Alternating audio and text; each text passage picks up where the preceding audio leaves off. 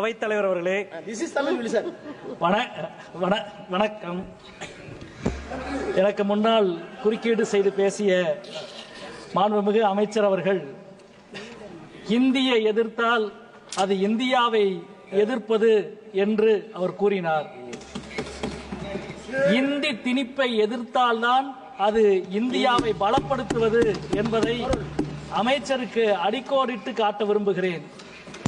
India India அல்ல, எல்லா மொழிகளினுடைய சமத்துவத்தில் தான் இந்தியா நிற்கிறது.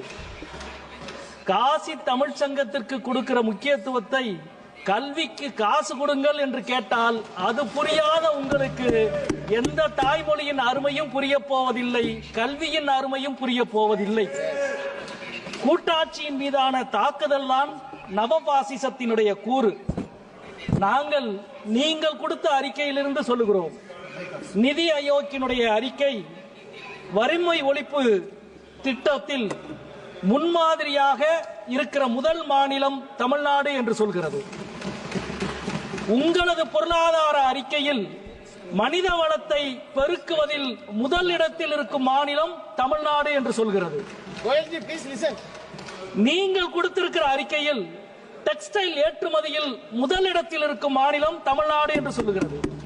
உயர்கல்வி துவங்கி பொது சுகாதாரம் வரை தமிழ்நாடு முதலிடத்தில் இருக்கிறது. ஆனால் நாங்கள் கொடுக்கிற ₹1 வரிக்கு நீங்கள் திருப்பி கொடுப்பது வெறும் 29 பைசா மட்டுமே என்பது எவ்வளவு அவலமானது. ஆனால் பீகார் செலுத்துகிற ₹1 வரிக்கு ₹7 திருப்பி கொடுக்கிறீர்கள். உத்தரப்பிரதேசம் கொடுக்கிற ₹1 வரிக்கு ₹1.75 திருப்பி கொடுக்கிறீர்கள். இப்படி திருப்பி கொடுக்கிற எங்கள் உரிமையை கேட்டால் நீங்கள் எங்கள் மீது அபாண்டமாக பழி சுமத்துகிறீர்கள்.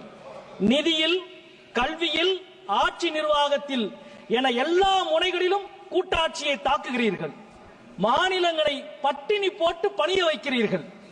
பட்டினி போட்டு பணிய வைக்கிற உங்களது அதிகாரத்திற்கு எதிராக நிமிர்ந்து நிற்பவர்களை நாகரீகம் அற்றவர்கள் என்று நீங்கள் சொல்கிறீர்கள். நீங்கள் பயன்படுத்திய வார்த்தையை நீங்களே திரும்பி பெறுகிறீர்கள் என்றால் எவ்வளவு நாகரீகமற்ற ஒரு வார்த்தையை நீங்கள் பயன்படுத்தினீர்கள் என்பதை இப்பொழுதாவது நீங்கள் உணர்கிறீர்களா என்று நாங்கள் கேட்கிறோம். அதே போல நீங்கள் திரும்பி பெற்ற வார்த்தைக்கு பின்பும் தமிழ்நாட்டில் இருக்கிற ஒரு ஒன்றிய அமைச்சர் உங்களது பேச்சை ஆதரிக்கிறார் என்றால் இதுதான் நாகரீகமா என்று நாங்கள் கேட்க நினைக்கிறோம். கல்வி அமைச்சகத்தின் கீழே வருகிற ஐஐடியினுடைய இயக்குனர் மாட்டு மூத்திரம் குடிக்க சொல்கிறார். அது நாகரீகமா என்று கேட்க உங்களால் முடியவில்லை. கல்விக்கு காசு கொடுங்கள் என்று கேட்டால் எங்களை பார்த்து நாகரீகமாக என்று நீங்கள் எங்களை கேட்கிறீர்கள். அதே போல இந்தியர்களை கைவிலங்கிட்டு அனுப்பி வைத்தது அமெரிக்கா. அதன் மீது கோபம் வரவில்லை. அதற்கு எதிராக கார்ட்டூன் போட்ட ஆனந்த விகடன் மீது நீங்கள் நடவடிக்கை எடுக்கிறீர்கள். இது நாகரீகமா என்று உங்களை பார்த்து நாங்கள் கேட்கிறோம். 3 வருடமாக பற்றி எறிகிறது மணிப்பூர். ஒரு முறை கூட பிரதமர் போகவில்லை.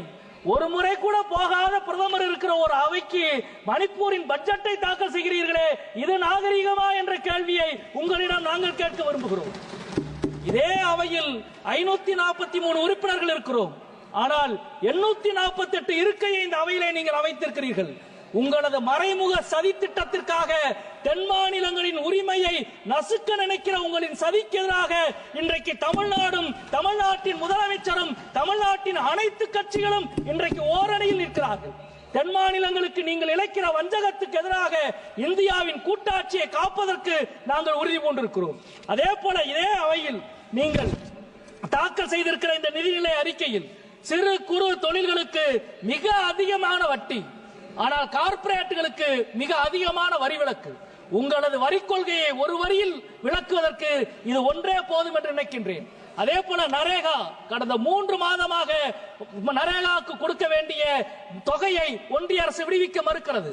எங்களது மதுரை மாவட்டத்தில் மட்டும் 121 கோடி உழைத்த மக்களுக்கான கூலியை நிறுத்தி வைத்திருக்கிறார் பிரதமரும் நிதி அமைச்சரும் என்ற குற்றச்சாட்டை இந்த அவையிலே நாங்கள் முன்வைக்க விரும்புகின்றோம்.